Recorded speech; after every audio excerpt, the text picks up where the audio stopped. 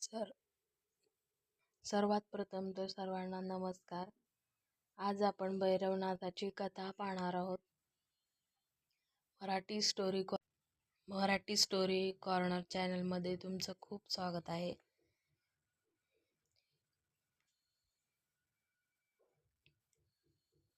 श्री काळ भैरवनाथांचे मंदिर 300 ते 350 वर्षापूर्वीचे असून श्री काळ भैरवनाथ खामुंडी व पंचक्रोशीतील जनतेचे कुलदैवत आहे.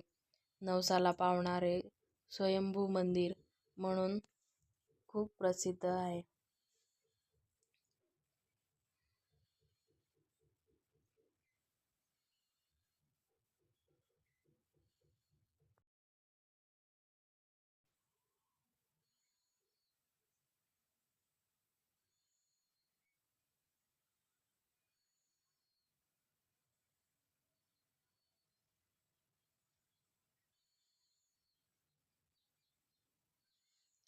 श्री भैरवनाथांच्या अवताराची कथा काशीखंड या पौराणिक ग्रंथांमध्ये आहे. एकदा श्री विष्णू व ब्रह्मदेव एकत्र बसले असता त्या दोघांमध्ये आपणांमध्ये श्रेष्ठ म्हणून वाद निर्माण झाला. ब्रह्मदेव म्हणाले, मी सर्व सृष्टीचा कर्ता आहे, त्यामुळे मी श्रेष्ठ आहे. त्यावर विष्णू म्हणाले, मी त्या सृष्टीचा पालन करता आहे व तारणहार आहे, तेव्हा मी श्रेष्ठ आहे. दोघांचा वाद मिटेना तेव्हा त्यावेळी तेथे नारद मुनींचे आगमन झाले. नारद मुनींनी त्यांना वाद मिटवण्यासाठी तुम्ही बद्रिकाश्रमी जावे. तेथे जतिमुनीश्वर, अत्री ऋषी, मार्कंडेय ऋषी, बदकालभ ऋषी, दधीची ऋषी, मारीची ऋषी, पिप्पलादमुनी आहेत. तेथे तुमचा वाद मिटू शकतो, असा सल्ला दिला. ते दोघे बद्रिकाश्रमी गेले. तेथे गेल्यावर सर्व ऋषीमुनींना त्यांनी सांगितले की आमच्या दोघांमध्ये श्रेष्ठ कोण आहे हे तुम्ही सांगावे. त्यावर सर्व ऋषीमुनींनी नमस्कार केला असता विष्णू म्हणाले की तुम्ही आमच्या दोघांपैकी कुणाला नमस्कार केला? त्यावर ऋषीमुनी म्हणाले की आम्ही तुम्हा दोघांना नव्हे तर शिवाला नमस्कार केला आहे. तुम्ही श्रेष्ठ आहात ही तुमची विपरीत बुद्धी आहे. तुम्हा दोघांपेक्षा भगवान शिव श्रेष्ठ आहेत. या उत्तराने त्या दोघांचेही समाधान झाले नाही. त्यावर ऋषीमुनींनी सांगितले की तुम्ही ईशान्य दिशेला वेदपुरी आहे, त्या ठिकाणी जाऊन तुम्ही वेदांना कोण श्रेष्ठ आहे हे विचारावे. तेव्हा विष्णू आणि ब्रह्मदेव ईशान्य दिशेला वेदपुरीस पोहोचताच त्यांना महाद्वारात शिवाची प्रतिमा दिसली.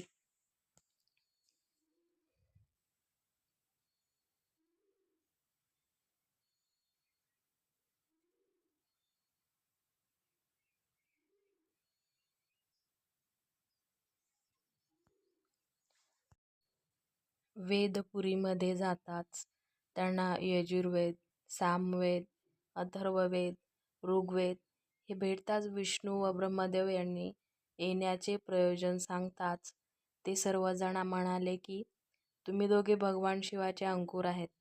हा तुमचा वाद व्यर्थ आहे. भगवान शिवच तुमच्यापेक्षा श्रेष्ठ आहेत. भगवान शिवाची कोणीच स्पर्धा करू शकत नाही. असे त्यांचे उत्तर ऐकून दोघांनाही वेदांचा राग आला. ते दोघेही वेदांना व ऋषीमुनींना अभद्र बोलून त्यांचा अपमान करू लागले. तेव्हा वेदांनी त्या दोघांना ओंकारेश्वराकडे जाण्याचा सल्ला दिला.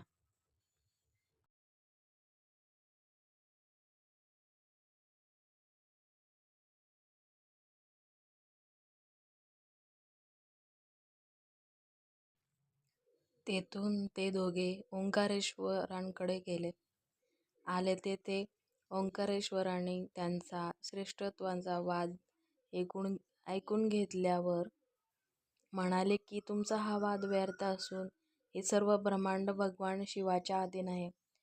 तेव्हा भगवान शिव हेच सुंदर व श्रेष्ठ आहेत. हे ऐकल्यावर विष्णू व ब्रह्माला सर्वांचा राग आला. तेथेही ऋषीमुनी वेदांचा व ओंकारेश्वरांचा अपमान केला. तुम्ही सर्व शिवाला भुललेले, इतर शब्दात त्यांचा अपमान केला. वेदांचा, ऋषीमुनींचा व ओंकारेश्वरांचा अपमान केल्यामुळे श्री शंकर तेथे प्रकट झाले. या सर्वांचा अपमान सहन न झाल्यामुळे श्री शंकरांचा राग अनावर झाला.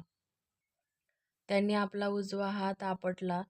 त्या क्षणी तेथे उग्रमुनी, लांब जटा असलेले, हाती त्रिशूल, कंठी रुद्रमाला, कानात कुंडले, कशा रुग्र रूपात श्री काळभैरवनाथ अवतीर्ण झाल्यानंतर श्री शंकरास म्हणाले की मला कोणत्या कार्यासाठी उत्पन्न केले आहे ते कार्य सांगावे.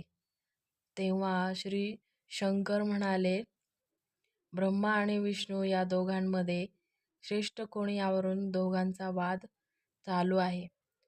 तुम्ही वेदपुरीत जाऊन त्यांचा वाद मिटवावा.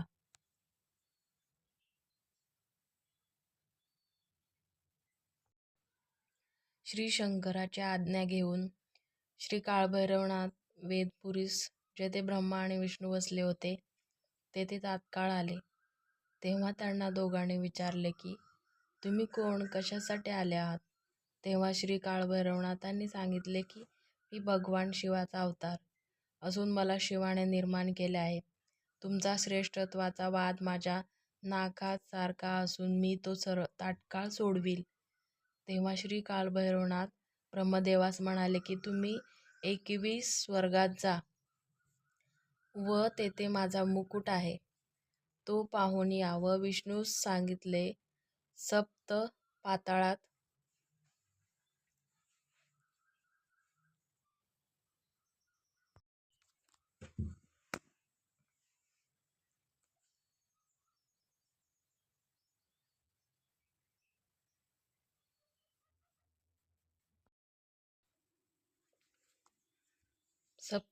जाऊन माझ्या पादुका पाहून या. जो कोणी तुमच्या दोघांमध्ये प्रथम काळभैरवनाथाच्या पादुका पाहण्यासाठी निघालो आहे, अजून किती खोल मला जावे लागेल. त्यावर अनंत कोटी ब्रह्मांडातून तुमच्यासारखे कोटी विष्णू आले. ते पाताळात गेले, ते अजून वर आले नाहीत. त्यावर विष्णूचा अहंकार संपला व ते पुन्हा काळभैरवनाथाकडे आले. येईल तो श्रेष्ठ असेल त्यानुसार दोघेही जाण्यास तयार झाले. विष्णू सप्तपाताळात जायला निघाले. विष्णू सहस्र योजने पाताळात पोचले. त्यांना पाताळकंद भेटले. इकडे मुकुट शोधण्यासाठी ब्रह्मदेव पहिल्या स्वर्गात गेले. तेथे त्यांना कामधेनू व केतकी भेटली. त्यावर ब्रह्मदेवाने विचारले की अजून किती ब्रह्मांडे फिरावे लागतील तेव्हा मुकुट दिसेल. तेव्हा त्या दोघी म्हणाल्या की तुम्ही आतापर्यंत एक ब्रह्मांड फिरून इथपर्यंत आलात. असे अनंत ब्रह्मांड फिरावे लागतील तेव्हा तुम्ही तिथपर्यंत पोचाल. तोपर्यंत तुमचे आयुष्य संपेल. तेव्हा मुकुटाचा नाद सोडून ब्रह्मदेव त्या दोघींना म्हणाले की मला श्रेष्ठ पद मिळवण्यासाठी तुम्ही दोघी माझ्याबरोबर चला व श्री काळभैरवनाथांचा मला श्रेष्ठ पद मिळवण्यासाठी तुम्ही दोघी माझ्याबरोबर चला व श्री काळभैरवनाथांना सांगा. ब्रह्मदेव मुकुट पाहून आले आहेत. माझ्यासाठी तुम्ही खोटे बोलले तर तुम्हाला कुठलेही पाप लागणार नाही. त्यावर त्या दोघी येण्यास तयार होऊन ते दोघेही श्री काळभैरवनाथांकडे आले. तिथे आल्यावर ब्रह्मदेव मुकुट पाहून आल्याचे बोलू लागले. साक्षीदार म्हणून कामधेनू व केतकी आहे असे सांगितले. श्री काळभैरवनाथांनी क्षणात ओळखले की हे दोघे खोटं बोलत आहेत.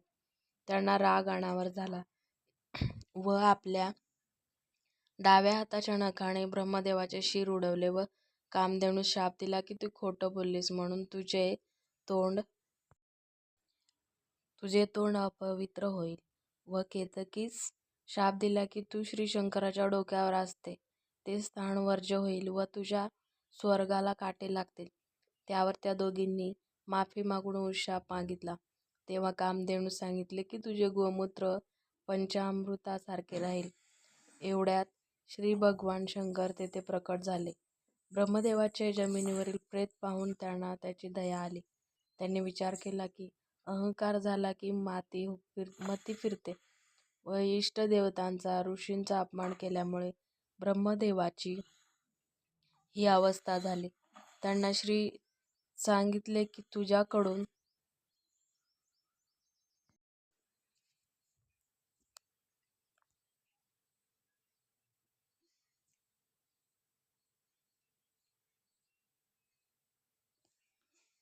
घडले आहे, तेव्हा तू हे ब्रह्मदेवाचे मुंडके घेऊन त्रैलोक्याची तीर्थयात्रा कर. ज्या ठिकाणी हे मुंडके तुझ्या हातातून गळून पडेल तेथे तुझे ब्रह्मतेचे पातक संपेल. हे ऐकून श्री काळभैरवनाथ त्रैलोक्याची यात्रा करण्यास निघाले. तेथून ते दोघे ओंकारेश्वराकडे आले. तेथे ओंकारेश्वरांनी त्यांचा श्रेष्ठत्वाचा वाद ऐकून घेतल्यावर म्हणाले की तुमचा हा वाद व्यर्थ असून हे सर्व ब्रह्मांड भगवान शिवाच्या अधीन आहे. तेव्हा भगवान शिव हेच सुंदर व श्रेष्ठ आहेत. हे ऐकल्यावर विष्णू व ब्रह्मांडाला सर्वांचा राग आला. तेथेही ऋषीमुनी वेदांचा व श्री काळभैरवनाथ प्रथम तीर्थयात्रेला पाताळामध्ये गेले, तेथून स्वर्गात गेले, नंतर वैकुंठासी गेले. श्री विष्णूने व लक्ष्मीने त्यांची यथासांग पूजा करून सोन्याचा कमळाची माळ त्यांच्या गळ्यात घातली. तेथून मृत्यूलोकी आले. इथे 11 ज्योतिर्लिंगाची त्यांनी तीर्थयात्रा केली, तरी ब्रह्मतेचे पातक जाईना. तेव्हा शेवटचा ज्योतिर्लिंग काशी येथे जायचे राहिले होते, म्हणून त्या ठिकाणी ते गेले. काशीमध्ये गेल्यानंतर त्यांच्या हातातील ब्रह्मशीर गळून पडले. ब्रह्मतेचे महापातक फिटले. नंतर काशी या ठिकाणी श्री भगवान शंकराची पूजा अर्चा करून श्री काळभैरवनाथांनी अनुष्ठान चालू केले. 8 लक्ष वर्ष तेथे त्यांनी